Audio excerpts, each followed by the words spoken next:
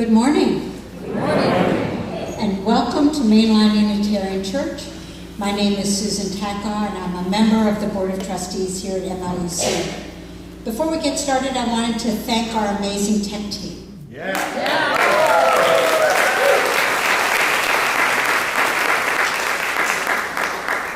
I'm sorry that those who are trying to join in on YouTube won't be able to hear us today, but thank you for all the work you've been doing. They can kind of hear us. Oh, kind of hear us. Oh, they'll hear the music. That's good. Okay, so today David Brown invites us into an exploration of modern masculinity that is both honest and hopeful.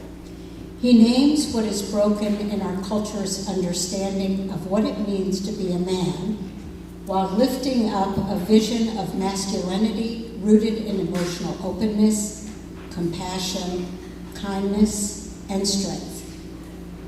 We're glad all of you are here in the sanctuary and trying online for this very timely and meaningful service.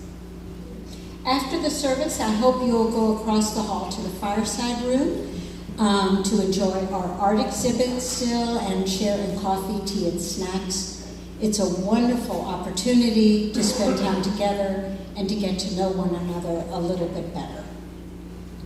Our worship team today will be led by our music director, David Brown, and our director of learning and family ministries, Dawn Star Sarahs-Borchelt. Our music today, which is going to be great, will be provided by the MLUC Band and MLUC Choir, Jodie Brown on piano, Kaitlyn Waterson, piano and vocals, Nathan Surles, guitar and vocals, and David Brown on violin. Our worship associate today is Tina Adams. And again, thank you to our media team. I also want to remind you that there's always a lot happening at MLUC, even during the summer. So please be sure to check the back of your order of service for upcoming events, or visit our website at mluc.org to learn more. And now, I invite you to silence your electronic devices and then let us join together in affirming our mission statement. Together, we transform lives through love, service, and our welcoming faith.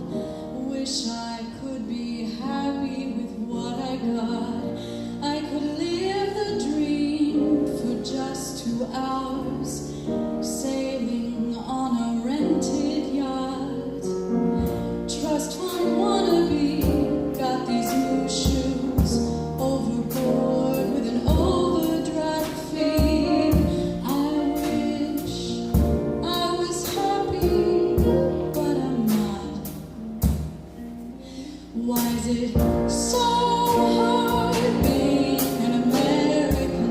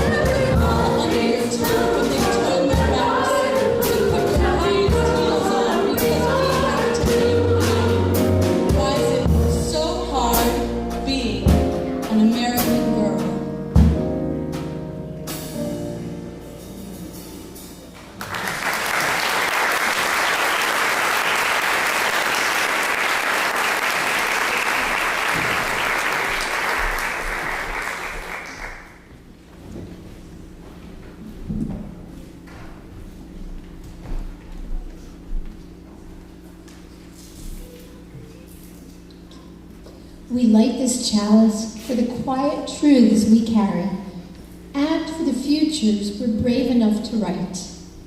In this circle, we honor the courage it takes to live openly, the softness that sustains us, and the joy and power that grow when we gather. As the chalice glows, may we feel steadiness rise in us. May we trust that our becoming, messy, radiant, unfolding, holy belongs to us. Now please rise in body or spirit as we sing hymn number 170 from our great hymnal. We are a gentle, angry people.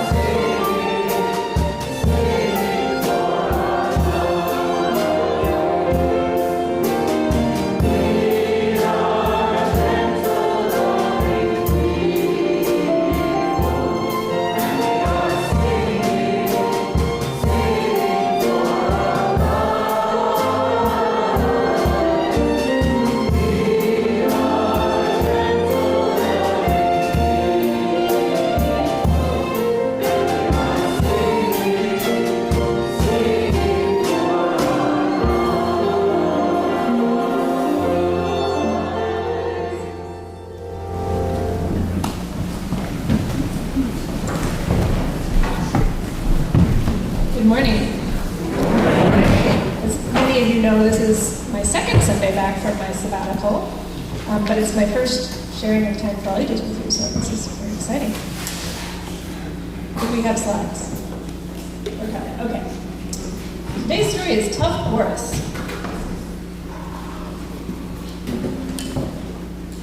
And there's no words on this page, but it's very important because I want you to notice that little boy up there with the violin. He comes back later. Very important. And the pirate ship. So there's a pirate ship approaching.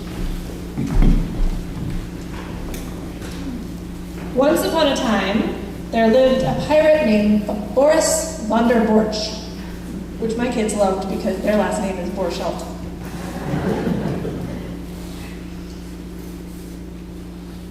He was tough.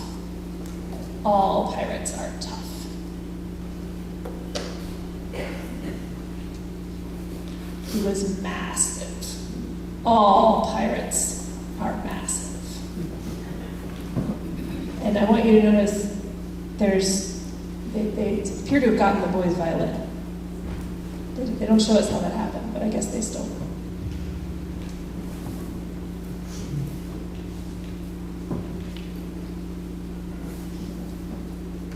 There we go. No? I feel like we're missing a page. We are. However, he was scruffy. All pirates are scruffy. And he was greedy. Who's up in the crow's nest?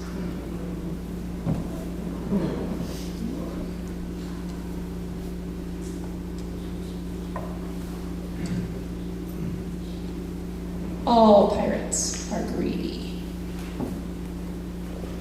What else is happening on this page?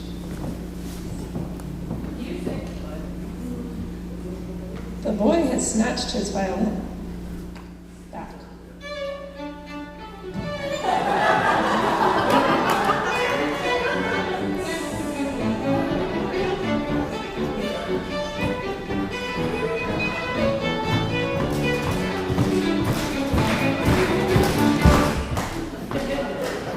Okay, Boris was fearless. He is not afraid of the violin thief. All pirates are fearless. So they're all searching for the violin thief. He was scary. All pirates are scary, but they apparently like music.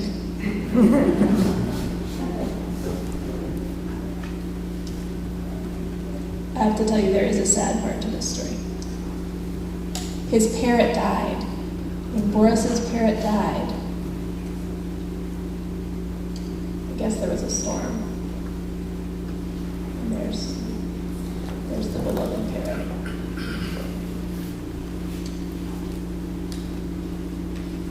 He cried and cried.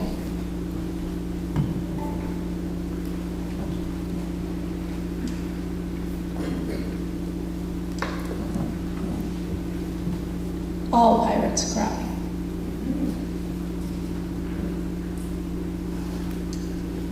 And so do I. There's the boy who's been left back on his beach with his violin. Invite children and youth to meet me in the atrium to go to their classes.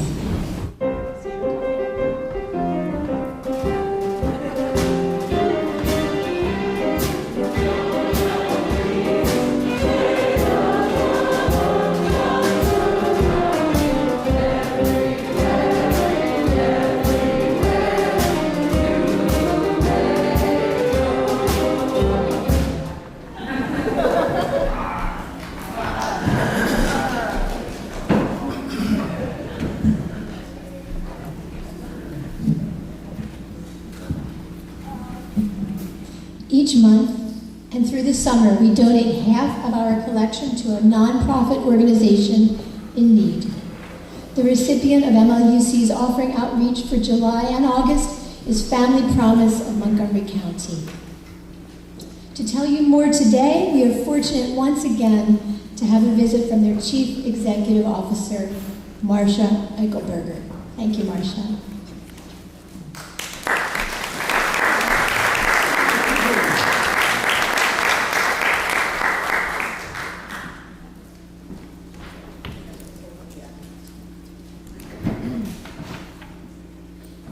Oh, good. So I'm up. Is this good? All right. Hey, good morning.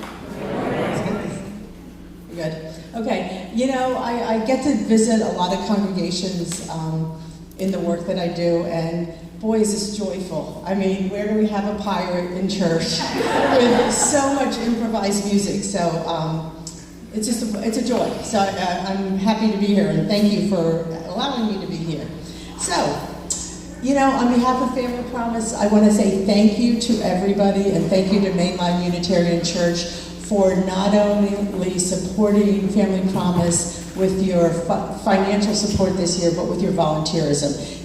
Amy reminded me this morning that you guys have been doing this with us for 15 years. That is not just a fly-by-night ministry. That is a ministry that you are committed to, and we don't do this work without the support of the faith community, and we are indebted to you for that. And I want to just talk to you a little bit today. I have a few numbers. We just wrapped up our fiscal year, and so a few things to share with you about what's happening at Family Promise.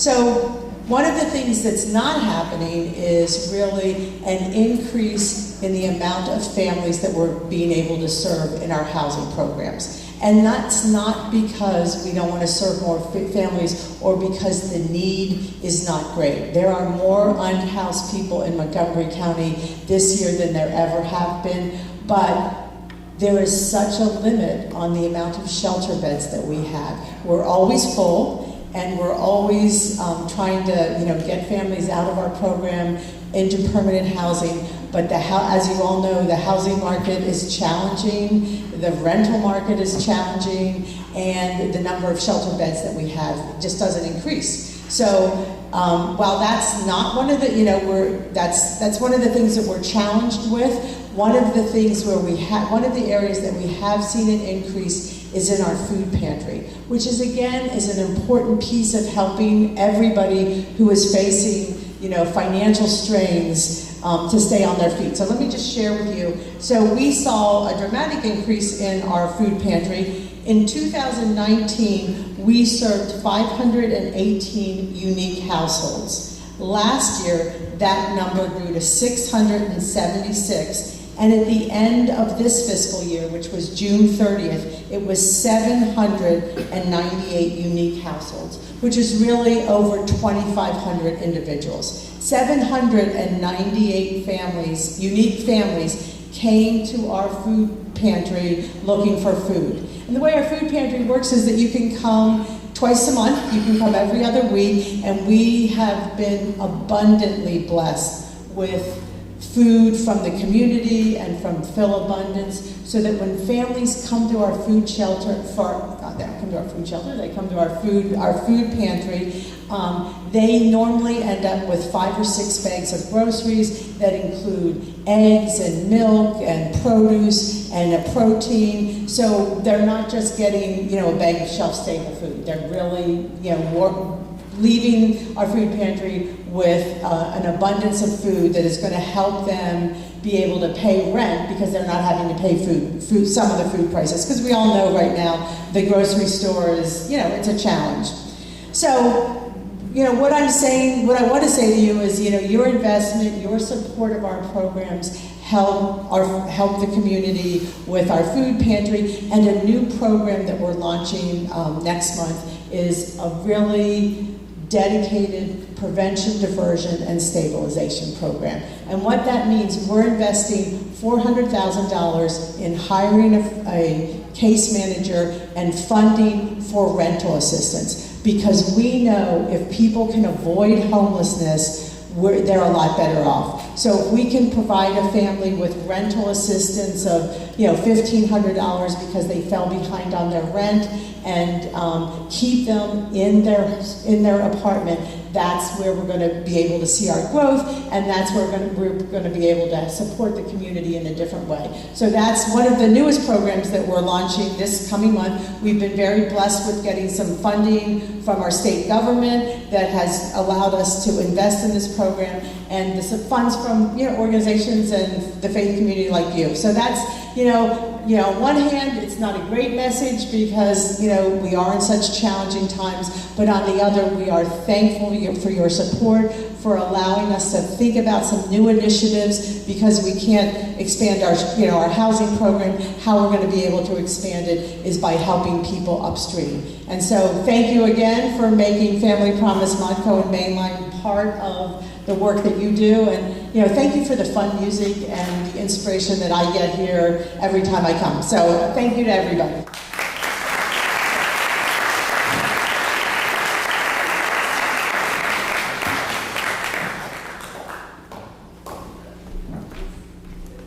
If you'd like to make a cashless donation and are in the sanctuary, you may scan the QR code inside your order of service.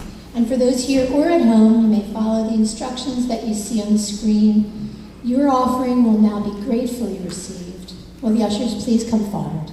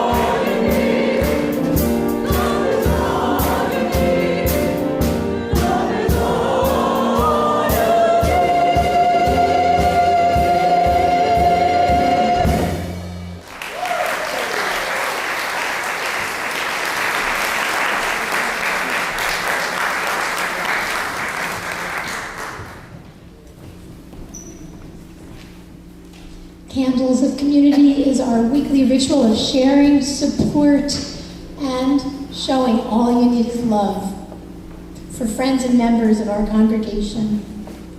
After we light each candle, we join together with these intentional words. We hold you in our hearts.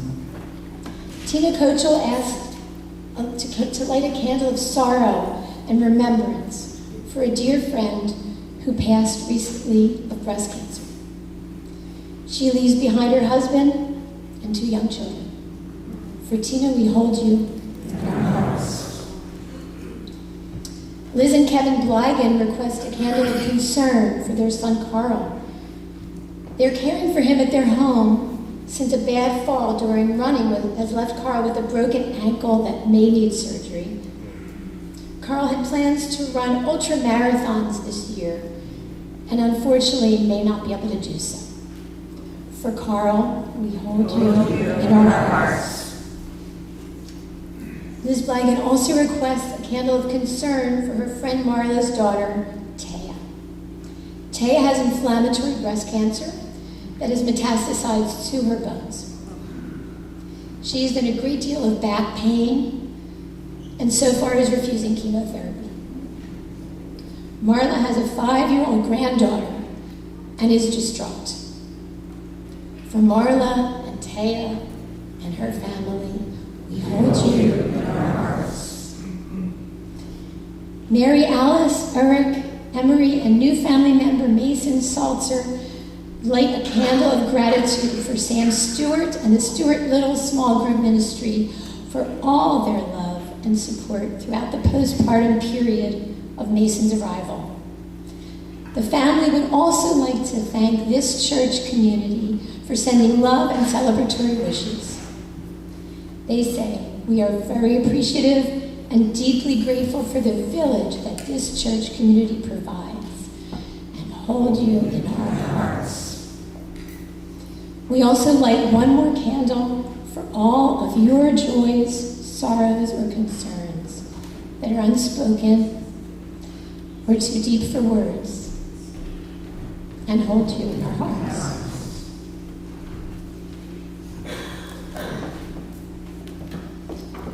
A reflective reading is a poem by Mary Oliver called The Journey. One day you finally knew what you had to do and began, though the voices around you kept shouting their bad advice, though the whole house began to tremble and you felt the old tug at your ankles. Mend my life, each voice cried. But you didn't stop. You knew what you had to do, though the wind pried with its stiff fingers at the very foundations, though their melancholy was terrible. It was already late enough on a wild night and the road full of fallen branches and stones. But little by little, as you left their voices behind, the stars began to burn through the sheets of clouds, and there was a new voice which you slowly recognized as your own, that kept you company as you strode deeper and deeper into the world, determined to do the only thing you could do, determined to save the only life you could save.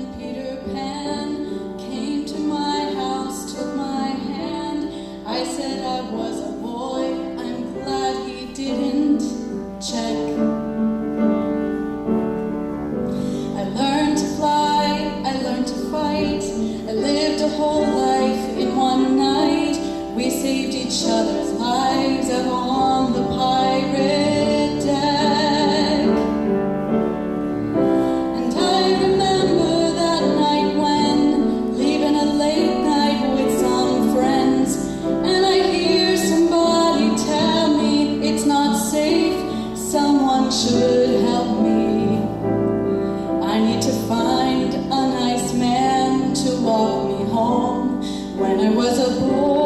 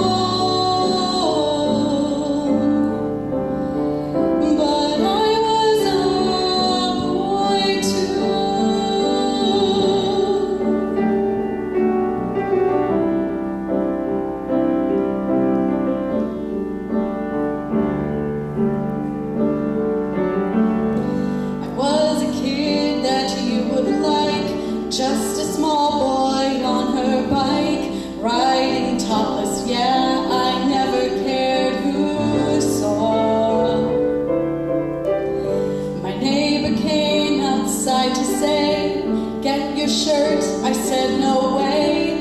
It's the last time, I'm not breaking any law. And now I'm in this clothing store, and the signs say less is more.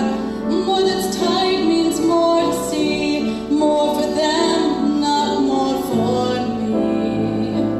I can't help but climb a tree 10 seconds flat when I was a boy. See that picture, that was me, resting shirt and dusty knees. And I don't know what I've gotta change. They've got pills to sell, they've got implants to put in, they've got implants to remove.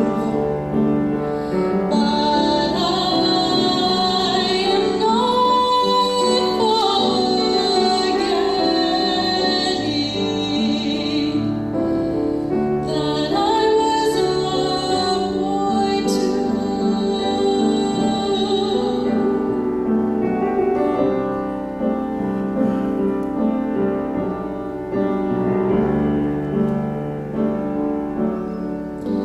Like the woods where I would creep, it's a secret I can keep, except when I'm tired, except when I'm being caught off guard.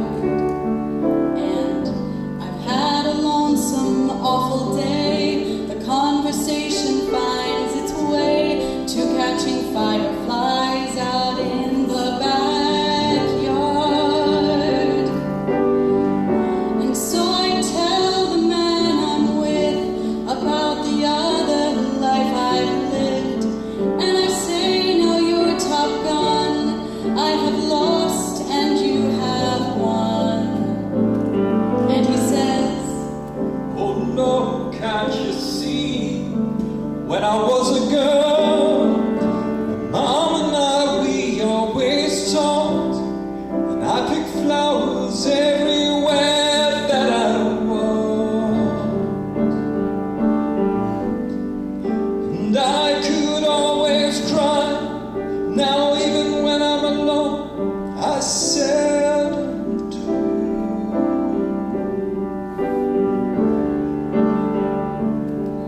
And I have lost some kindness, but I was a girl too. And you were just like me, and I was just like you.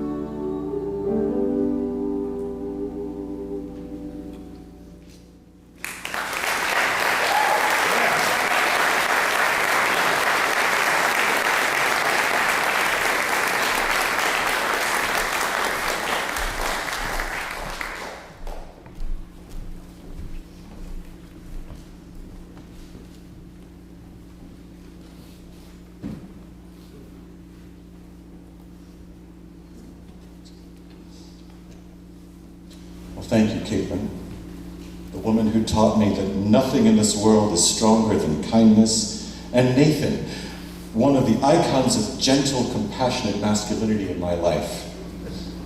That was beautiful. And thank you. Thank you, Bill, for introducing me to that wonderful song that I didn't know before about a week and a half ago. And while I'm being grateful, my God, Sam, you're a superhero. We were all panicking, what on earth are we going to do this morning? And we have sound. I don't work that well under pressure. I don't know how you do it. I would also like to remind all of you that Reverend Lisa is presenting Activism 101 in the McGinnis Room at 11:30 after the service. I'm going to be there. I hope to see all of you there too. Men are being left behind. We've been hearing this more and more frequently, right? It's an evocative statement, and it may jive with some of you who have read statistics about diminishing academic outcomes among boys or men who struggle for employment, with mental health or romantic partnership. Some of you receive this statement in frustration about the gender binary and implied heterosexual cisgender bias. And for the rest of you, right now, in 2026, in the United States of abortion bans, domestic abusers, not all men, wage gaps, trad wives, no means yes, sexual predators in chief, and you'd be prettier if only you smiled more. The words "men are being left behind" come across awfully tone-deaf. Right out of the gate, let me be clear. In the words of Rabbi Abraham Joshua Heschel, few are guilty, but all are responsible. I love this quote so much. Which is to say, this is not a sermon about shame or guilt. Far be it from me to stand here and lecture any of you as though I am not of the most privileged class myself. In fact, that's exactly why I care to speak on this matter. Today, I am holding cisgender men, very much including myself, responsible. But I'm also celebrating the best of what we can be. Because in this very room, I'm surrounded by some of the most astounding exceptions to the rule. Beautiful, compassionate, gentle, selfless men who have taught me a great deal about healthy masculinity. I've been observing and learning positive examples from some of you as long as I've been alive. And most of you know by now that I grew up right here. I'm a lifelong Unitarian Universalist. This is my home. Yeah, thank you. I'm very proud of this. And it wasn't until I came back in my early 30s, by coincidence just a year before I succeeded Vincent as music director, that I truly understood my own religion. Yes, UUism is famously difficult to explain, but I would challenge any one of you to define our religion without using the word love. Love at the center. Loving community.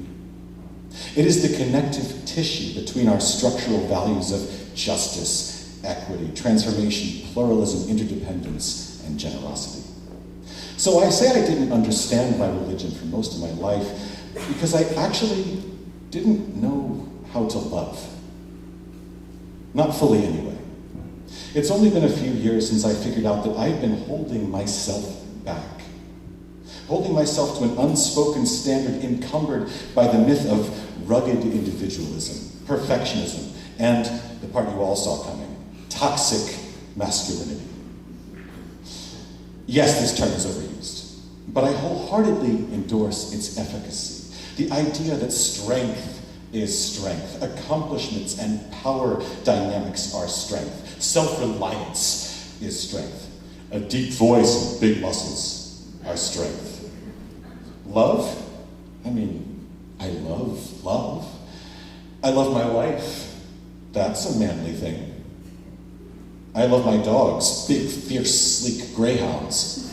That's manly. I love my mom. That can be a manly thing if you're subtle about it. I love music, of course, but I better be careful about who out there sees me crying every time I listen to a Bruckner symphony or a Bach sonata, which I do, and the choir knows this very well. But love is strength? It's a nice message for a children's story, right? Okay, I'm painting a bleak picture of my former worldview. These weren't actually my conscious beliefs. I'm sure I've been at least wise enough to reject this mindset on the surface. But it's been there all along. I've spent most of my 37 years on this earth allowing patriarchy, misogyny, and social constructs of gender to cut me off from the central defining feature of our humanity. Indeed, by far our greatest strength, and I say this with all the conviction of my heart, love. You already heard what John Lennon has to say on the matter. This is all to say that it's essential for our religion itself to reimagine masculinity and the role of cisgender men in our society. And self-awareness about my gender role has been anything but a linear path. Unequivocally, my single greatest privilege of all was being raised by a wise and powerful single mother. And look, I know I boast a lot about my mom around here, and not for no reason, you understand why. But I will never have enough words to impart to all of you the extent to which she supported and protected my siblings and me when we were growing up. Thanks to her, I've always been mindful of gender roles and sexism. I actually remember our very first conversation about feminism. I must have been about 6 or 7, and I didn't think it was right that girls should be treated better than boys. I mean, it is funny, right? But what my first grade brain conjured in the absence of information about feminism is literally what right-wing media teaches grown-ass adults is feminism. My mom replied, merely asking me a series of questions along the lines of, do you believe that all people should be treated as equals regardless of gender identity? And of course I agreed. Most importantly, she asked, and are you willing to speak up when you see men putting women down? Well, why wouldn't I be? So in so many words, she gently affirmed that I was indeed a feminist, and that is the most manly thing that a man can be. I had the best possible influence, but it wasn't nearly enough. It was the 90s. I was a cis boy and straight, so what was the only insult worse than being likened to a girl? Being gay. Synonymous with stupid or lame, a particularly influential man in my life routinely threatened me that if I turned out to be gay, he would take me out back and shoot me. And that's the nicest thing I can say. It's the harshest thing I can say in the pulpit. If you were struggling for a definition of toxic masculinity, I suspect we are on the same page by now. I was a kid, and all I could think was, well, thank goodness I'm straight and don't have to worry about this. Did that mess me up? Did it leave me behind? I guess, sure. But I was safe. I knew I was immune from the threat. Nobody had it better than me. And worst of all, despite my mother's best efforts, despite growing up Unitarian Universalist, and despite however open-minded and conscientious I thought I was, the world had trained me to understand that being gay was inherently lesser. Being gay was somehow not masculine. A funny story, my first week of college, a new friend wandered into my dorm room and told me that the entire floor thought I was gay because I spoke well and took good care of myself. Now, this stuck with me because it was the first time that my 90s boy brain acknowledged gay as the consummate compliment. Should these not be mainstream masculine aspirations for straight men too? Where did we go wrong that they're not? These days I get awfully squeamish when I hear anyone attempting to define masculinity. Of course, on one end of the spectrum, you have the so-called and frustratingly taxonomically stupid manosphere. An ecosystem of uncredentialed, white, allegedly straight, conservative male podcasters with unfathomable influence. The worst of them teach violent masculinity, violent misogyny, violent transphobia and homophobia. Being a man is about subjugation. Being the so-called alpha male. Women won't sleep with you? Well, it's their fault and they owe you. Women are leaving you behind. They're the ones with power and privilege. Yeah. Are you a kind person? A gentle person? No, that makes you a beta. Not a real man. Elon Musk says that empathy is weakness, right? It's insane. I wish I didn't have to talk about these literal stochastic terrorists, but they have enormous influence. Now, on the other end of the spectrum, you have well-meaning progressive voices who do their own harm. I doubt they see it this way, but they're meeting the violent misogynists in the middle, conceding that there is technically biology dictating the roles of males and females, males with XY chromosomes and testosterones, are hunters and protectors, and females with XX chromosomes, and estrogen are nurturers and homemakers, and men can go out and be violent, women stay at home. Look, my biology education started and ended in the 10th grade. But it's not a damn biology problem. It's 2026, CE. And I think we've learned in civilized, aspiring society that we can override our primal instincts. We are not constrained to define masculinity based on our ancient ancestors or the absolute worst, most hateful corners of the internet crying that cis men are the real victims. And I don't mean to be callous about boys and men who are being left behind in any way. The data are conclusive. Boys and men are performing in school, completing college, and enrolling in graduate programs at appreciably lower rates than girls and women. The National Center for Education Statistics, Journal of Abnormal Child Psychology, and Yale University Child Studies all concur about this. But causes are utterly inconclusive. Potential factors ranging from male attention spans in a structured classroom to low behavioral standards to societal expectations. You know, the same structures, standards, and expectations born of patriarchy itself. A 2025 Pew Research study found the so-called male loneliness epidemic that we hear about all the time is but a myth, with only a 1% distinction of reported loneliness between men and women. However, that same study found that men are significantly less likely to seek support from friends, family, or mental health professionals. That men communicate less frequently with their friends and receive emotional support from friends half as much as women do, and are half as likely to say, "I love you." There it is. It sounds an awful lot to me like men who subscribe to toxic masculinity are leaving themselves behind. I spent years leaving myself behind. Rhetorical question. How many of you men are comfortable saying, "I love you," to a platonic friend, particularly another man? In fact, that's a good question, right? I'd like for all of us to try something together. Bear with me. If you are willing to be so vulnerable and expressive, in a moment I'm going to ask you to turn to a neighbor and tell them that you love them. Of course, tell your friend or family member or whomever you're sitting with, but I'd really like for you to turn to a total stranger or a mere acquaintance or anyone to whom you've never said these words, "I love you." Patriarchy has defined the expression as feminine. Patriarchy has sexualized the expression as exclusive to romantic partners.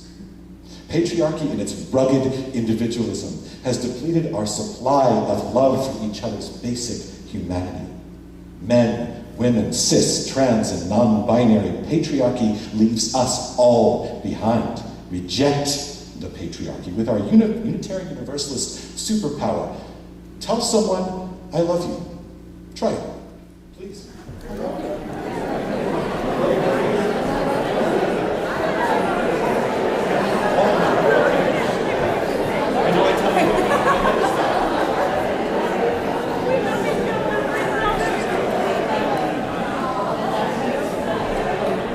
It feels good, right? It's powerful. It's emotional. That, my friends, is healthy masculinity. And of course, it's equally healthy femininity. And by definition, then, healthily non-binary too. And that's the thing. The gender binary altogether is a social construct, a relic of our attempts to organize a society based on physical traits rather than intellectual or social factors. For a while now, the ultimate gotcha question in right-wing debate forums has been, what is a woman? The obvious intention of bigoted trivialization of trans identity and reinforcement of the fallacious gender binary intended to stump those of inclusive ideology, perhaps less prepared to discuss the nuances of gender. Now, I'm about as qualified to lecture about gender as I am about genetics. But there's an easy answer to this question. that even a violinist can understand. And I hope you all get a chance to trounce a hateful provocateur with this response. What is a woman? A person who ethics says she is. Right? Only you get to pronounce effing the right way. So, what is a woman? A person who says she is.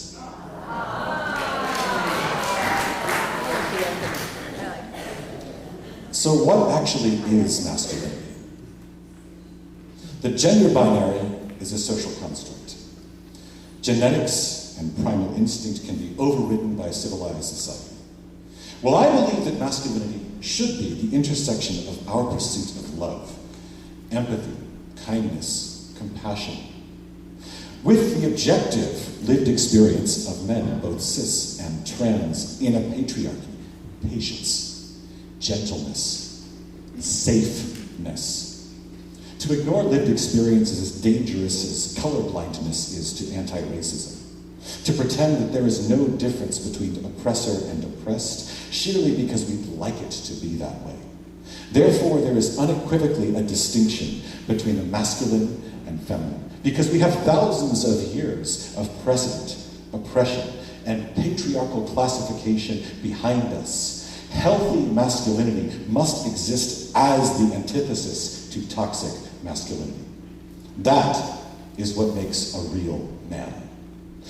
Now, one way in which I will actually agree with the mainstream discourse around masculinity is the lack of prominent male role models for young men. Our youngest adults, our youngest voters, grew up with Nick Fuentes, Andrew Tate, Charlie Kirk, Donald Trump. The loudest, most hateful voices amplified by the wealthiest Americans and corporations to weaponize young men against the middle class. And we have a problem, a big problem. Did you know that 31%, almost a third of Gen Z men believe that a wife should always obey her husband? Guess what percentage of baby boomer men agree? 13. Now, 33% of Gen Z men believe that the husband should have the final say in all important decisions, compared to just 17% of boomer men. Are you as shaken by this as I am? None of us will single-handedly take on systemic misogyny, LGBTQIA+ hate, and general toxic masculinity alone. But there are small things we can all do to make a big impact. We can think carefully about our own behaviors and language, the ways that we perpetuate patriarchy in subtle, insidious ways. I don't think that anyone who attends MLUC knowingly disparages anyone else on the basis of gender. But we may do so unknowingly. Men talking over women as a default, assigning gender roles in arbitrary situations, purchasing, say, children's toys or clothes, speaking with a husband versus a wife or vice versa about certain issues. You've all heard this stuff, but have you challenged yourselves to be the exception, to go above and beyond to deconstruct patriarchal systems? Men, can you recall the last time you willingly relinquished power to a non-cis male colleague, friend, or family member because they were otherwise locked out of power? Actively supported a non-cis male candidate for public office?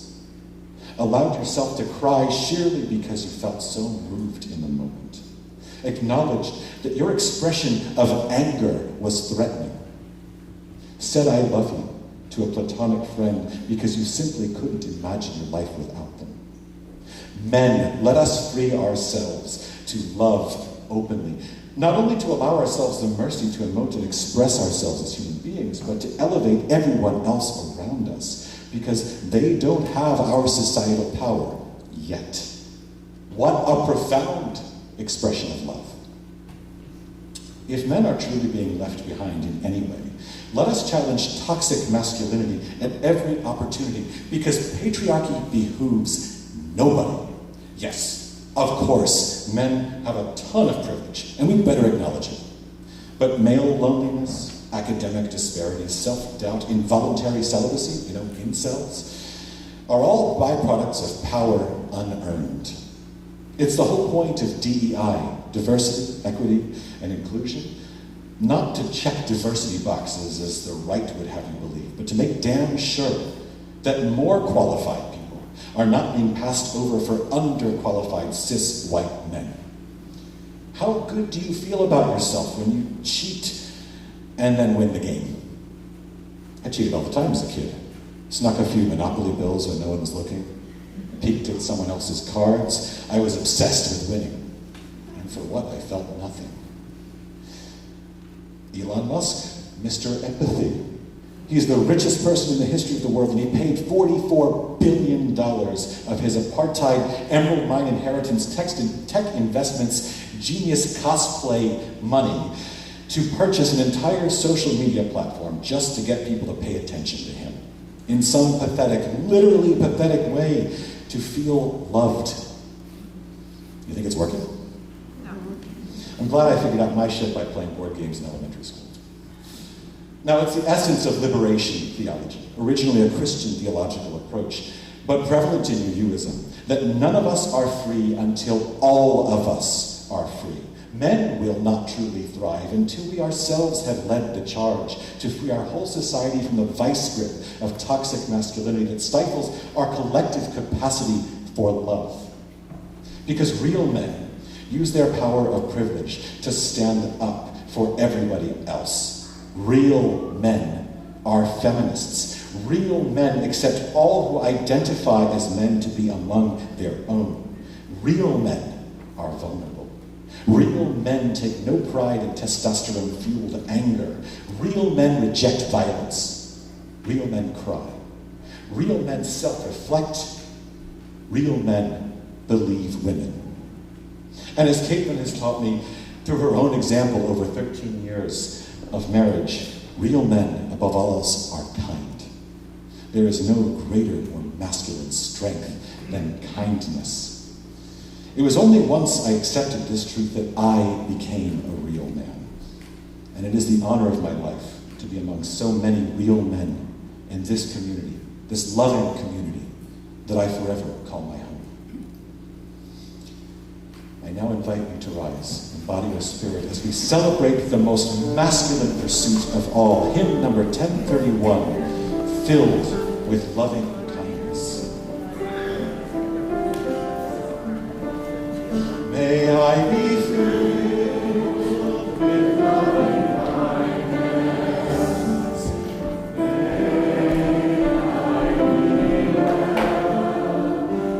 I be well. May I be filled with loving kindness. May I be well.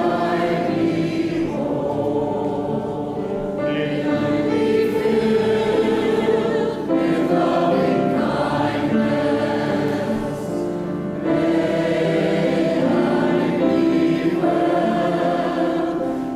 I be peace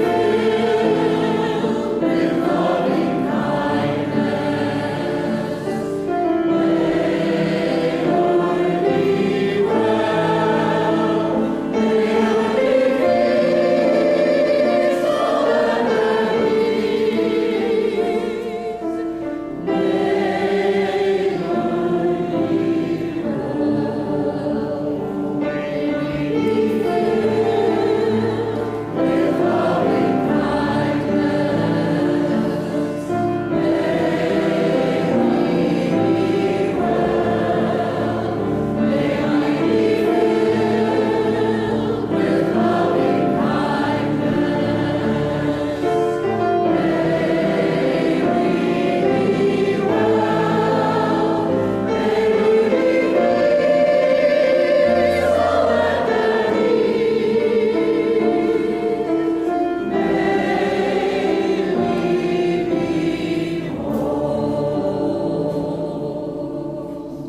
There's something in the air.